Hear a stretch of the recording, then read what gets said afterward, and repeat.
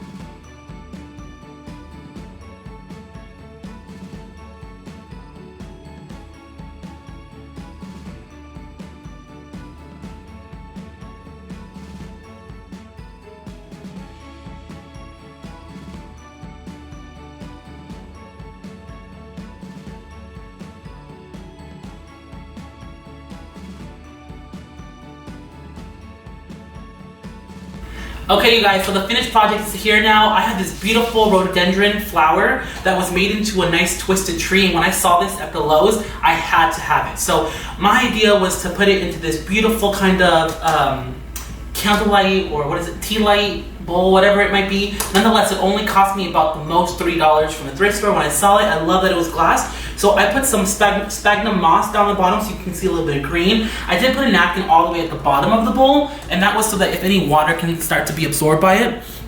I have all of my dirt and sand here, so it has some variation of green going into the black, and then I have another little color here, and that's where the top kind of goes into place. So if you see here, this whole planter has some sand, and I just used some decorative sand that I bought at Michael's. I have a beautiful, I would say mint moss green. I have a white sand, again I bought at Michael's, and then I sprinkled it with a little bit of this rock. I also used a little bit more dried preserved moss. This one I did end up getting at that nursery center called Plant Stand of Arizona, and along with the succulents as well. So I got these little miniature succulents. I have some echeveria here that are nice, beautiful rosettes, and I love those together.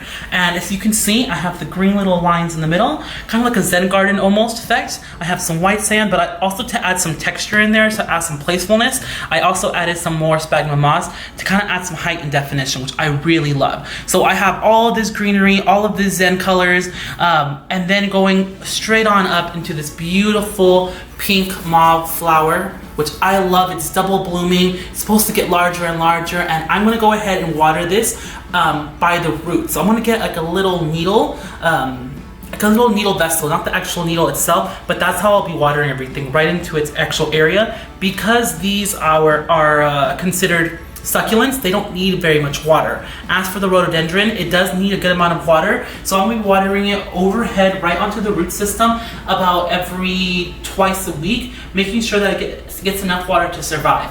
Again, this planter is not a full-term planter. If I see that the succulents aren't doing well with the rhododendron, I'll definitely pluck them out and I'll rearrange some things. It's all experimental, but when I saw this, I had to have it. It brings me a lot of joy, and I'll be placing this as a center top on my table.